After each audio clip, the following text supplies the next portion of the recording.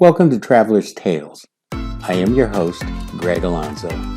Today I will be your guide through history as we take a look at your questions and comments about the fierce Amazon warriors. However, before we begin, just a reminder that we post new videos every Tuesday and Friday, so don't forget to hit the little bell icon to be notified each time we post new videos. Moving right along, our first question comes from Mark. He wants to know if I believe that the Amazons really existed. Yes, Mark, I do. Perhaps the stories that surround them have been embellished, yet I do believe that they did exist. Several archaeological digs of the Scythian burial mounds, called kurgans, have produced artifacts that are of warrior women who are believed to be the Amazons of antiquity. Our next question is from Alina. She asked, where did the Amazons originally come from? Alina, that is a difficult question to answer with all certainty. One school of thought is that they were originally Scythians who had been trained as warriors. I believe as the Scythians migrated westward from the steppes of Asia, they obviously came into contact with many indigenous peoples, perhaps through marriage, rape, or slavery. These women decided that they must learn to protect themselves.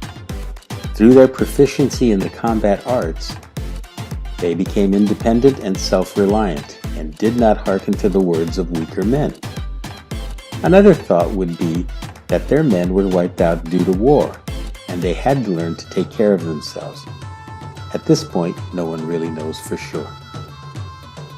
Let's see, we have a question from Amos. He asks, in Amazon society, since all women were warriors, who did the work? Amos, very good question. Like so many other warrior cultures of the time, the Amazons took slaves. This enabled them to stay constantly in training and perfect their combat skills. However, some historians have speculated that the Amazon society was based on a complete role reversal. They believed that the men did all the domestic duties and reared the children. Moving right along, this time we have a question from Bradley. He wants to know, why were the Amazons so successful against other armies? Bradley, keep in mind that their cavalry units were not only expert riders, they were expert shots with the bow. While many of their enemies relied on heavy infantry, the Amazons would ride in and fill the skies with launches of arrows. Before the opposition could retaliate, the Amazons would ride off to regroup and prepare for their next assault on enemy lines. The Amazons could constantly launch a barrage of arrows and whittle away at the enemy lines until they could exploit a clear weakness and move in for the final assault. Our next question is from Max. He asked, where was the land of the Atlanteans and the Gorgons? Max, these two groups lived in Libya and very close to each other. The Amazons had no trouble laying the Atlanteans to near waste. After a brutal war, the Atlanteans became a vassal state of the Amazons under Queen Marina. As for the Gorgons, the Amazons were less successful. The Gorgons were another race of female warriors that lived in the highlands. Since the Amazons did not destroy the surrounding forest, they were forced to fight a campaign of guerrilla warfare. In the end, the Amazons were somewhat victorious and an uneasy peace ensued. Our next question is from Marty. Marty wants to know if the Amazons were lesbians. Well, Marty, all I can say is that their arch enemies, the Greeks, did not see them as such. The Greeks believed that the Amazons were lovers of men, and men loved them as women. Now we have a question from Helena. As she asks, is it true that the Amazons cut off their right breast to enable them to be better archers? Helena, this is nothing more than a myth. One school of thought is that it stems from a mistranslation. I would also add that most of the outlandish stories centered around the Amazons are fabrications and not based on any facts. Let's press on. Our next question is from Selena.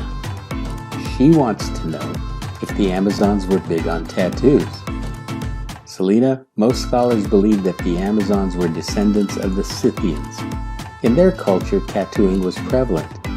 It is also believed that the Sarmatians were descended from the Scythians, who had intermixed with the Gauls.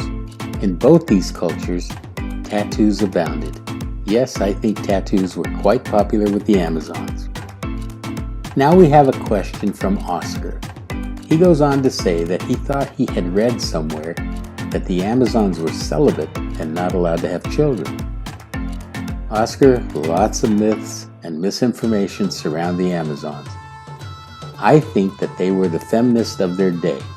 They proved that they were equal to men, yet obviously had to have sex to continue filling their ranks. Okay, we have arrived at the end. We have time for one more question or comment.